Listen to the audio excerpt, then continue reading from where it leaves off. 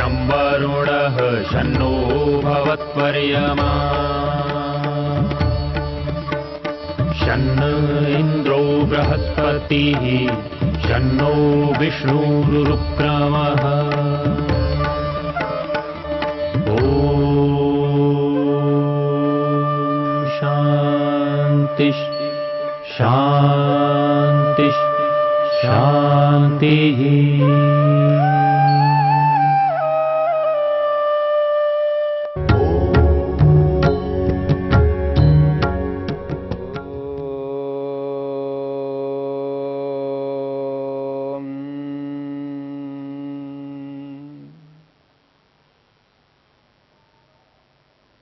समाधि पाद के 41वें सूत्र को लेकर के हम विचार कर रहे हैं। क्षीण वृत्तेः अभिजातस्य इव मणेः ग्रहीत्री ग्रहण ग्राह्येषु तस्थ तदंजनता समापत्ति। समापत्ति समाधि को कहते हैं। हमने स्फटिक मणि को ध्यान में रखते हुए आंतरिक प्रत्यक्ष को, अतीन्द्रिय प्रत्यक्ष को समझने का प्रयत्न कर रहे हैं।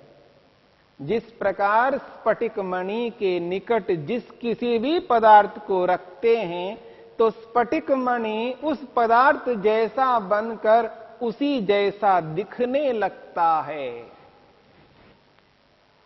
इसी बात को महर्षि पतंजलि ने सूत्र में अभिजातस्य इव मणेः कह करके उदाहरण दिया है। और इसी उदाहरण को महर्षि वेदव्यास ने यथा स्फटिका उपाश्रय भेदात तत्तद रूपोपरक्तम, यथा स्फटिका उपाश्रय भेदात तत्तद रूपोपरक्तम उपाश्रय रूपाकारेण निर्भासते कहा है। जिस प्रकार स्फटिक मणि किसी गुलाब आदि फूल के निकट होने के कारण से तत्तद रूपोपरक्तम उस गुलाब फूल आदि से युक्त होकर उसी रूप में उपाश्रय रूपाकारेण उस उपाश्रय यानी गुलाब फूल के रूप में निर्भासते प्रतीत होने लगता है। जैसे वो स्फटिक रूपी बिल्लोर पत्थर उस फूल के निकट रहकर फूल जैसा प्रतीत होता है, यथा ग्राह्य आलंबनोपरक्तम चित्तम, ग्राह्य आलंबन स्वरूपम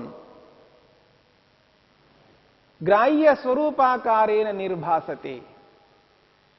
जिस प्रकार हम लोक में जिन जिन पदार्थों को देखते हैं उन पदार्थों से युक्त हुआ हुआ हमारा मन उन पदार्थों जैसा बन करके उन पदार्थों के रूप में प्रतीत होता है आत्मा को। ठीक इसी प्रकार यहां पर कहा जा रहा है यथा ग्राह्य रूप ग्राह्य आलंबनोपरक्तम कह करके बाह्य पदार्थों को समझाया है, वैसे ही महर्षि वेदव्यास कहते हैं तथा स्थूल आलंबनोपरक्तम चित्तम स्थूल रूप समापन्नम स्थूल रूप निर्भासम भवति। यहां पर स्थूल शब्द से पंच महाभूतों का ग्रहण किया है। जब मन पंच महाभूत पृथ्वी जल अग्नि वायु आकाश रूपी इन पांचों भूतों के साथ युक्त होता है, जुड़ जाता है और जुड़ करके उन पदार्थों जैसा बन जाता है और उन पदार्थों जैसा बन करके उन पदार्थों का साक्षात्कार कराता है आत्मा को। और इसकी प्रक्रिया किस प्रकार है इस बात को समझने का प्रयत्न करना। जैसा कि मैंने आपके सामने उदाहरण से समझाने का प्रयत्न किया था, ये जो शरीर है पंच महाभूतों से उत्पन्न हुआ है, ये सारा का सारा संपूर्ण ब्रह्मांड पंच महाभूतों से उत्पन्न हुआ है। पंच महाभूत सूक्ष्म है, अणु स्वरूप है, जो इंद्रिय गोचर नहीं है, इंद्रियों से, आंख आदि इन इंद्रियों से दिखाई नहीं देते हैं। ऐसे अतीन्द्रिय पदार्थों का दर्शन साक्षात्कार समाधि में साधक करता है और इनके दर्शन के लिए कहीं बाहर जाने की आवश्यकता नहीं है, बाहर से इनका दर्शन नहीं होता है, हमारे शरीर के अंदर ही इनका दर्शन होता है। कैसे? यह शरीर पंच महाभूतों से उत्पन्न हुआ है, तो इस शरीर में पंच महाभूत पृथ्वी, जल, अग्नि, वायु, आकाश कारण के रूप में विद्यमान है। जिस प्रकार एक घड़े में मिट्टी विद्यमान है, घड़े का कारण मिट्टी है। जैसे घड़े में मिट्टी का दर्शन हम करना चाहते हैं तो दर्शन कर सकते हैं, प्रत्यक्ष कर सकते हैं। आंखों के माध्यम से उस घड़े में मिट्टी को समझना चाहें तो समझ सकते हैं, जान सकते हैं। ठीक इसी प्रकार से हम अपने शरीर के अंदर ही पृथ्वी, जल, अग्नि, वायु और आकाश का दर्शन प्रत्यक्ष कर सकते हैं। जैसे बाह्य पदार्थों का प्रत्यक्ष करते हैं, ऐसे ही हम उन अतीन्द्रिय पदार्थों का साक्षात्कार प्रत्यक्ष समाधि के माध्यम से शरीर के अंदर ही करते हैं। आसनस्थ होना है, आसन लगाना है, शरीर को स्थिर करना है, निश्चल करना है, स्थिर सुखम आसनम की स्थिति में पहुंच जाना है। स्थिर सुखम आसनम, आसन जब सिद्ध हो जाए, प्राणायाम करके, प्राणायाम के माध्यम से अपने प्राणों को अपने नियंत्रण में करना है। प्राणों को अपने नियंत्रण में करके मन को अपने काबू में रखना है और इंद्रियों को बाहर के विषयों से हटा करके मन के अनुरूप, जैसे मन को बाहर भेजने से, मन को इधर उधर के विषयों में लगाने से रोक लेते हैं, मन के समान इंद्रियों को भी रोक लेना है। बाहर की ओर इंद्रियों को प्रवृत्त नहीं होने देना है, प्रत्याहार को करना है, प्रत्याहार की सिद्धि करनी है। आसनस्थ होना है, प्राणायाम करके प्राणों को अपने नियंत्रण में करना है, मन को रोकना है, मन के अनुरूप 10 इंद्रियों को बनाना है, प्रत्याहार की स्थिति में पहुंचना है। फिर धारणा बनानी है, अपने मन को अपने ही शरीर के अंदर एक स्थान पर, मस्तक से लेकर के नाभि तक, यहां से लेकर के यहां नाभि तक किसी एक स्थान पे मन को एकाग्र करना है, मन को स्थिर करना है, धारणा बनानी है। उदाहरण के लिए भ्रिकुटी के मध्य भाग में मन को आपने टिकाया है, मन को वहीं पर स्थिर किया है, वहीं पर धारणा बनाई है, मन को वहीं पर स्थिर करके वहीं पर हम विचार कर रहे हैं। मन को वहीं पर टिकाए रखना है, ये धारणा। अब वहीं पर ध्यान करना है, किसका? पंचमहाभूतों का। और 5 महाभूत हैं तो एक साथ इन पांचों का नहीं करना है, क्योंकि पांचों अलग अलग है।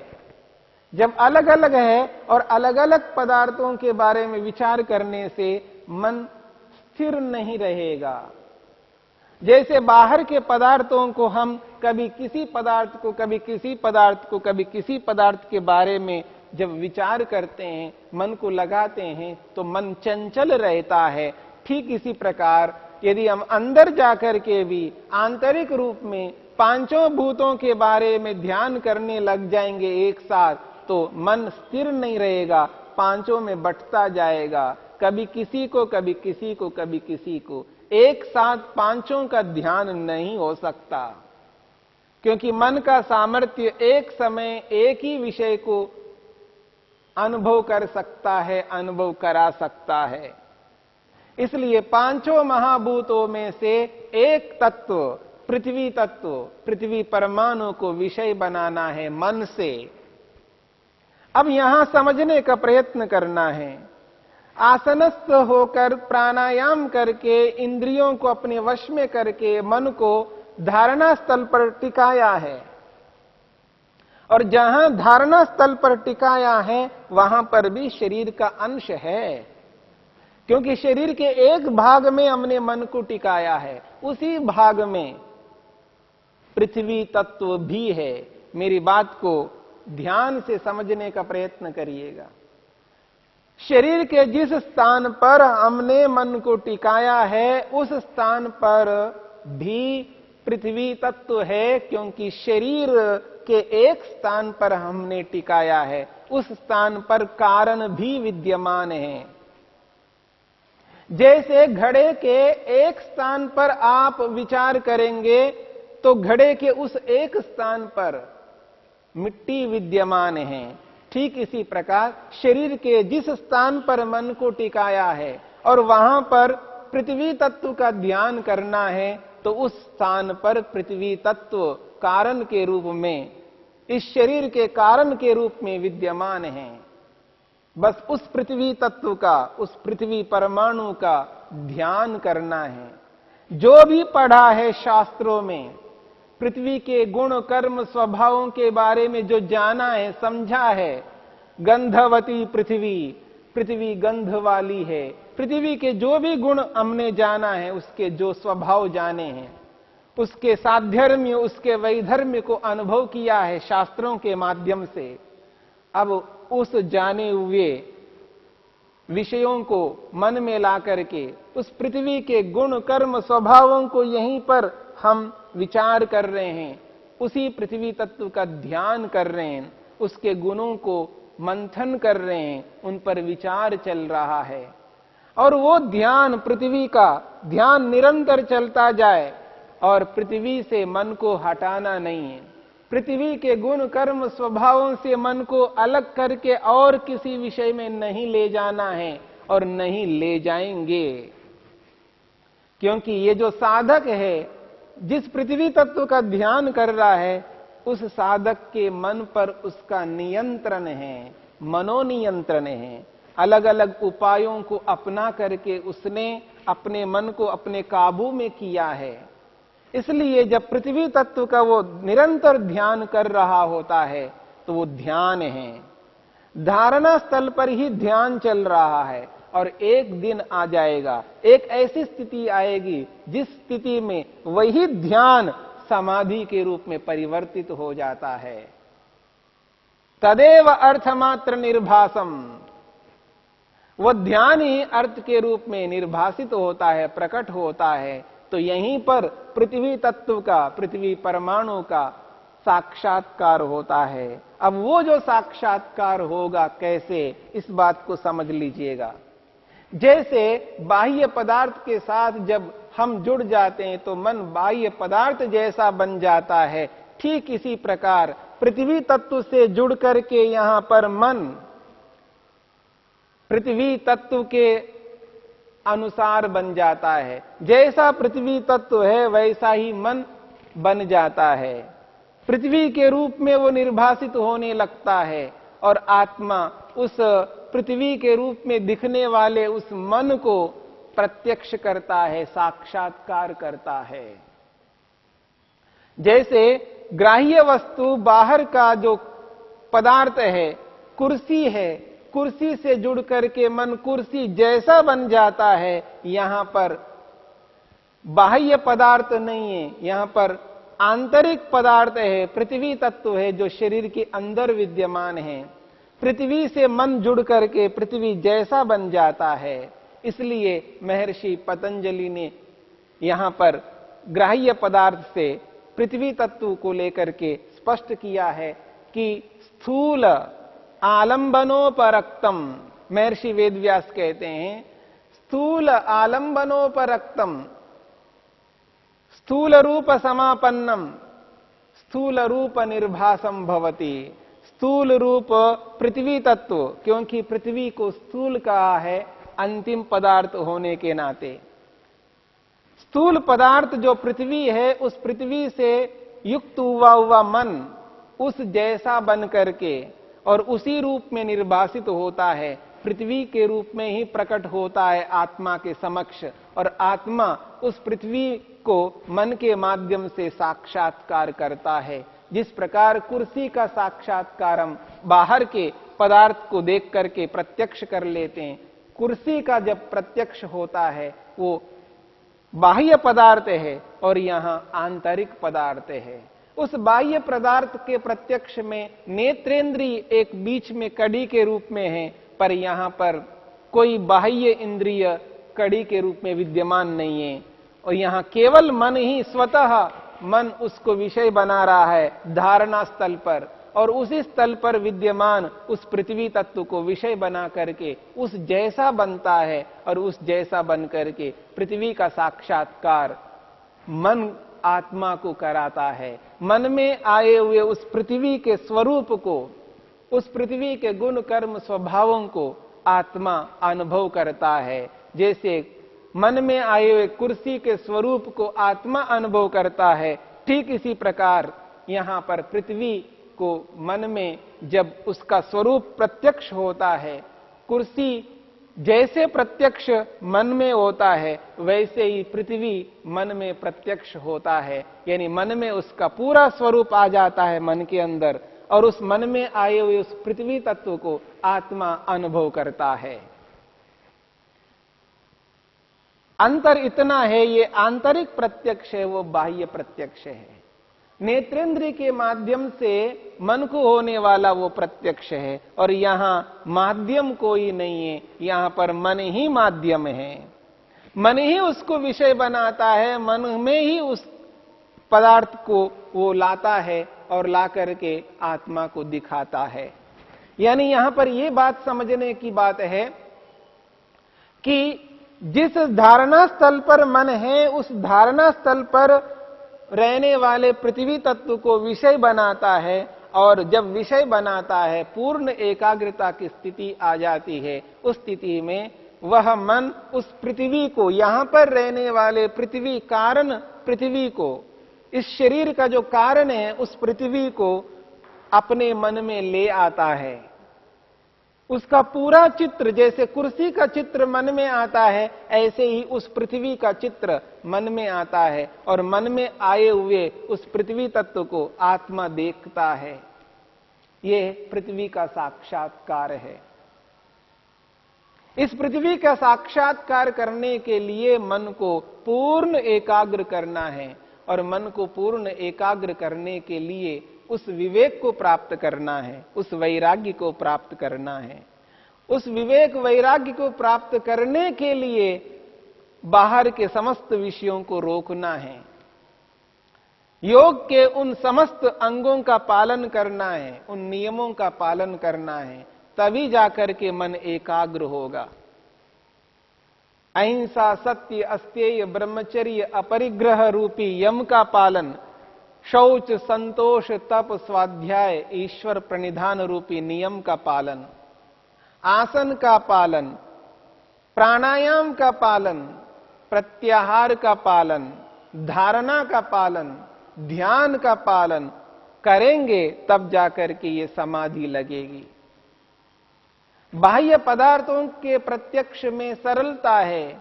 इन सब नियमों का पालन ना भी करे तो इनको हम देख सकते हैं, क्योंकि ये देखना सरल है, पर अंदर के पदार्थ को देखने के लिए सरल नहीं है। उसके लिए सारे इन नियमों का पालन करना है, तभी जाकर के उनका प्रत्यक्ष होता है।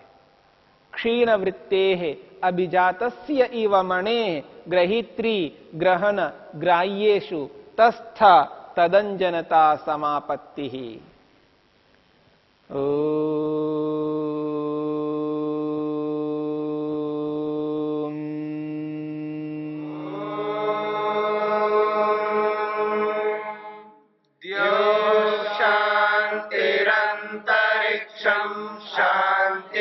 पृथिवी शान्तिरापः शान्तिरोषधयः शान्तिः वनस्पतयः शान्तिर्विश्वे देवा शान्तिर्ब्रह्म शान्ति सर्वं शान्ति शान्तिरेव शान्ति क्षमा शान्तिरेधि ॐ शान्ति शान्ति शान्तिः